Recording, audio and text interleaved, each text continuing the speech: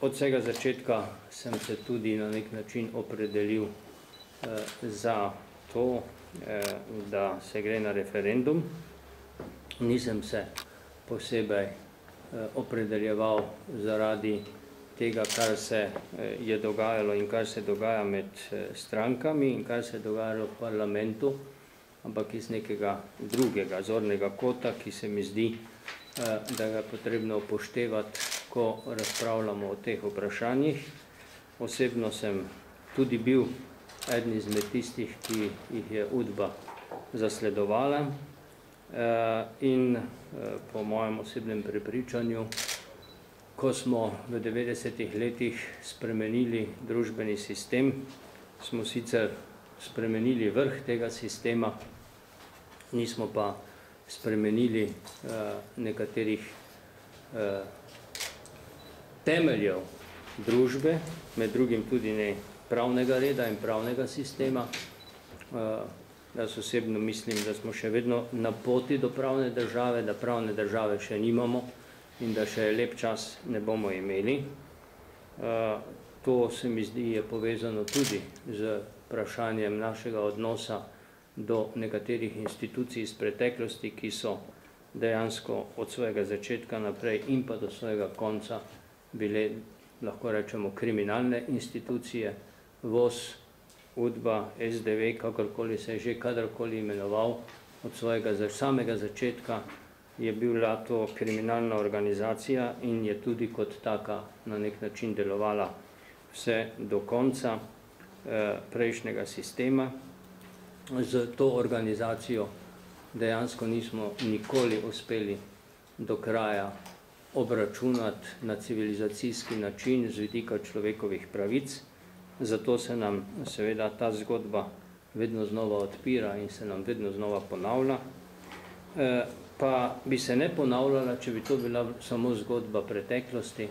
ampak je, žali Bog, to tudi zgodba sedanjosti in jaz osebno menim, da je to tudi zgodba, zaradi katere smo v veliki meri zajadrali na področju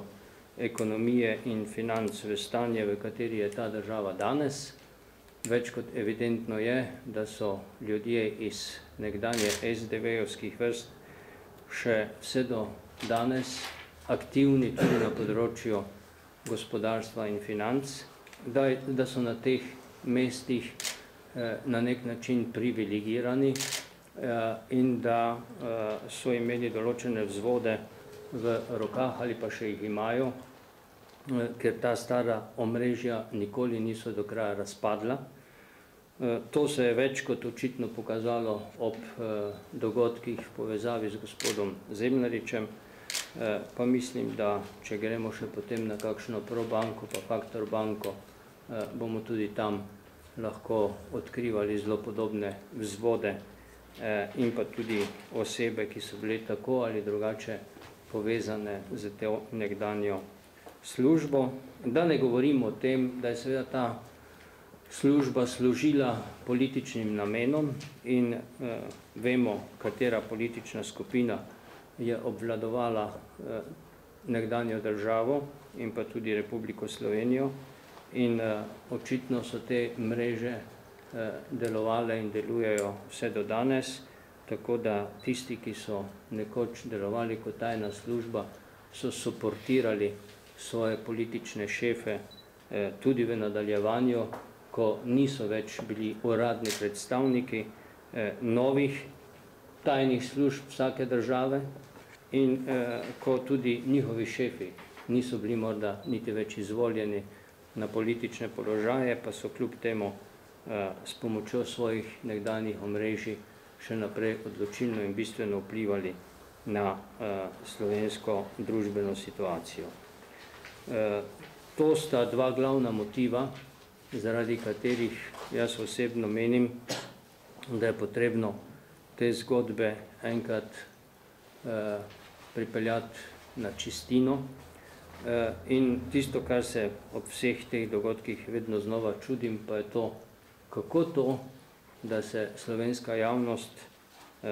nikoli ni do zdaj resno vprašala in tudi nič konkretnega storila da bi poklicala na odgovornost tiste, ki so večino arhivov uničili. Ti ljudje, ki so dali takrat komando za uničenje arhivov, še najbrž živijo danes med nami in so najbrž to naredili ne zaradi tega, ker so hoteli prikriti grehe tistih, ki so jim sledili in ki so jih kontrolirali, ampak svoje lastne grehe. In zame je še vedno to tudi eden od ključnih problemov te družbe, v kateri živimo, in dokler se vse te stvari ne bodo odkrile in dokler tudi arhiv kot ena izmed pomembnih inštitucij na tem področju ne bo deloval popolnoma odprto in v nekih sodobnih okvirih, tako dolgo seveda bomo imeli s to zgodbo vedno znova opravka.